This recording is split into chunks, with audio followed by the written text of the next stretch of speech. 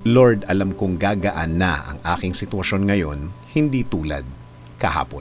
Panginoon, maraming salamat sa bagong pagkakataon na ibinigay niyo sa aking ngayong bagong araw. Alam kong mga bagong blessings na naman ang aking matatanggap mula sa inyo, Lord. Alam kong may pagpapala na naman ang araw na ito at alam kong patuloy mo akong ibibless sa araw na ito. Lord, aaminin ko sa iyo. Sobrang bigat ng aking mga nakalipas na mga araw. Sobrang problemado, sobrang nakakalungkot ang aking sitwasyon. Dahil na rin sa mga kinakaharap ko na mga dalahin sa mga panahong ito. Dumadating ako sa point na hindi ko na halos alam ang dapat gagawin.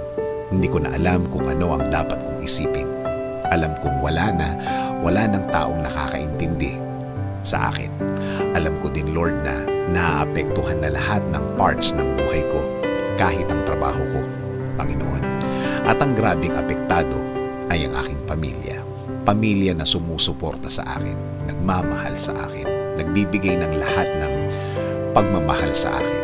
Nasusungitan ko na, Lord, dahil nga sa problemang nasa akin ngayon. Patawad, Lord, dahil sa mga ganitong pagkakataon, nakakalimot ako sa iyo.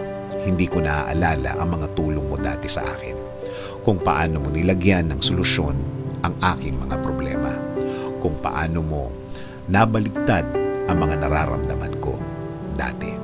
Pero ngayon, Lord, iibahin ko na. Magfo-focus na ako sa iyong presensya. Sa iyo lang ako titingin sa mga kaya mong gawin sa buhay ko. Ako titingin sa blessings mo, sa provision mo. Natulungan mo na ako dati. Alam kong tutulungan mo ako ulit, Lord. Alam kong bibigyan mo na naman ako ng solusyon sa aking mga problema. Bibigyan mo na naman ako ng mga nakangiting mga araw, Panginoon. At alam kong ang mga susunod na mga days ay magiging magaan na. Mawawala na ang kabigatan ng nararamdaman ko. Alam ko, mararamdaman ko na ang pag-aasikaso mo sa akin.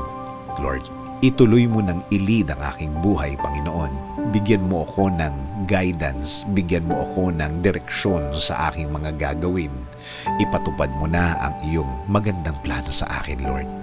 At alam ko na ang plano mo sa buhay ko ay makakaganda sa akin, sa sitwasyon ko at sa aking pamilya. Thank you, Lord, for always being there for me. Thank you for your provision. Thank you for your blessings every day. This is my prayer. In Jesus' name, Amen.